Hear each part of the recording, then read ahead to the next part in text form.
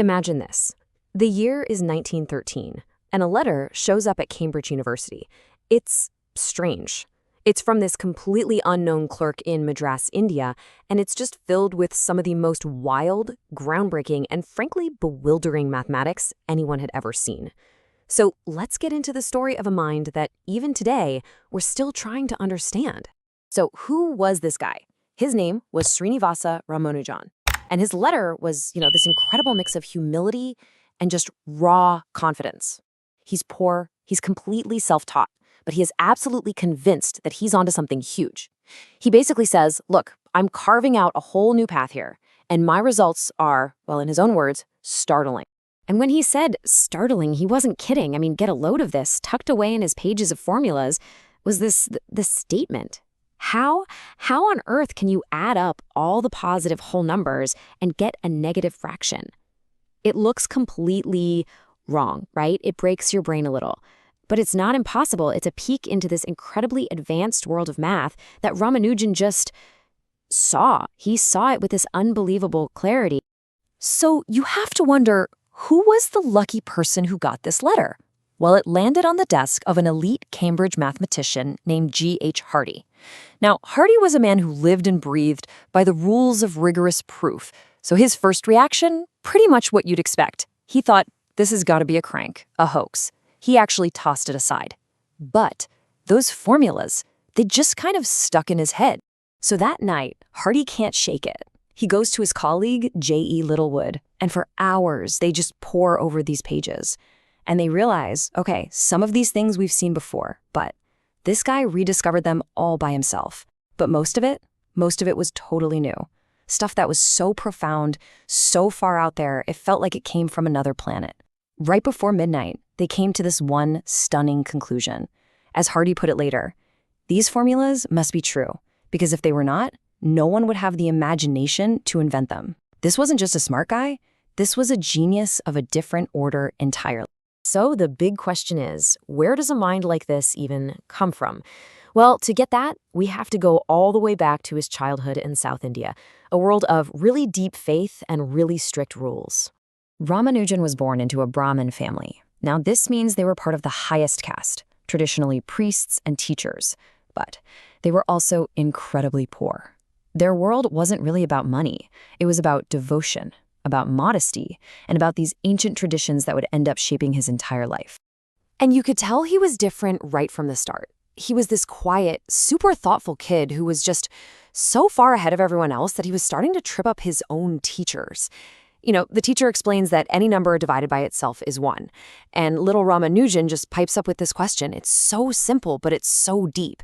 It shows you he was already thinking on a whole other level. And then, when he was 16, he stumbles on a book that would basically define his entire life's work. It wasn't a textbook. It was just this dense, dry list of about 5,000 theorems, with almost no explanations or proofs. For most people, it would be gibberish. But for Ramanujan, for him, every single equation was like a puzzle just begging him to solve. But you have to understand, for Ramanujan, math wasn't just some abstract human game. Not at all. He was a deeply devout Hindu, and he truly believed that his amazing insights were divine messages, revelations from his family goddess Namagiri. To him, an equation wasn't just a formula, it was a thought of God. So what happens when you have a mind that sees divine messages in numbers? Well, the real world doesn't always know what to do with you. His early adult life was just this desperate struggle to find some place, any place, for his extraordinary and, totally unconventional talent. I mean, he actually won a scholarship to college, but he lost it almost immediately because he just couldn't bring himself to care about anything but math. English, history, it was all just a distraction. So he dropped out. He failed again. And he spent years with no job, his only real companions being these notebooks that he just kept filling with formulas that absolutely no one around him could understand. He was under so much pressure to get a job, to earn a living, and that's what pushed him to write those letters to mathematicians in the West. But there was a huge problem. As a Brahmin, it was forbidden to cross the sea. He would be cast out of his community. So the decision came down to his mother, and she was dead set against it. Until one night. She had this incredibly vivid dream. She saw her son surrounded by European men, and she heard the goddess Namagiri herself command her, "Do not stand in the way of his destiny." Well, when a goddess gives you a direct order, you listen. He was finally free to go. So, in 1914, Ramanujan arrives in England, and he steps into a world that is completely and totally alien to him. And this kicks off one of the most famous, and frankly, one of the most fascinating collaborations in the entire history of science. And I mean, you just couldn't invent two people who were more different. You've got Hardy, the Cambridge-educated, staunch atheist who believed in nothing but cold, hard, logical proof. And then you have Ramanujan, the poor, deeply religious clerk from India, who said his ideas were whispered to him by a goddess. They were polar opposites, but they were united by this one all-consuming passion for numbers. And there's this one story that just captures their relationship perfectly. It's the famous taxicab story. So one day, Hardy goes to visit Ramanujan, who's sick in a nursing home. And, trying to make small talk, Hardy mentions that the number of the cab he took was 1729. And he adds, "It seemed to me a rather dull number." Ramanujan, sick, lying there in bed, lights up and replies immediately, "No, Hardy, it is a very interesting number."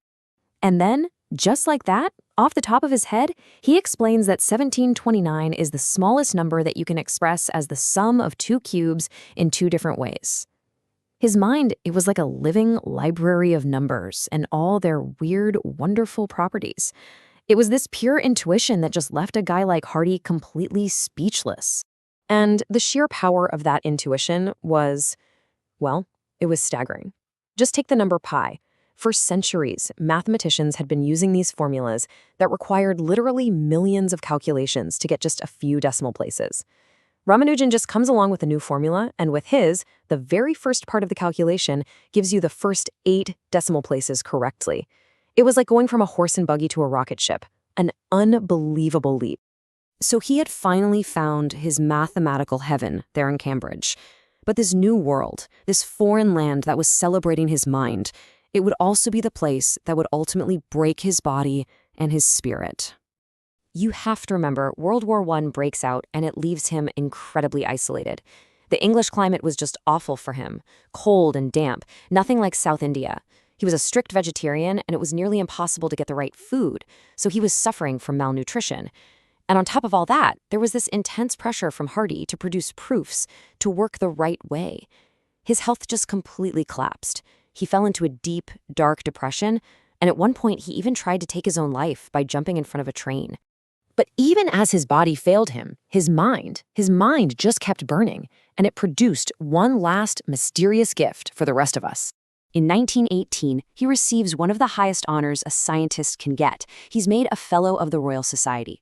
The next year, he finally returns to India, but he's just a shadow of his former self. And yet, from his deathbed, he sends one last letter to Hardy. In it, he describes this totally new idea he calls Mach theta functions. They were these bizarre formulas that were so deep, so strange, that mathematicians would spend the next several decades just trying to figure out what he was talking about. Just a few months after sending that final, mysterious letter, on April 26, 1920, Srinivasa Ramanujan died. He was just 32 years old. Today, his formulas pop up in everything from computer science to black hole physics. And there are still parts of his notebooks that are so advanced, we're only just beginning to scratch the surface. He gave us this entire universe of ideas in such a tragically short life. And it just leaves you with this one haunting question. What more could he have shown us? What did we truly lose?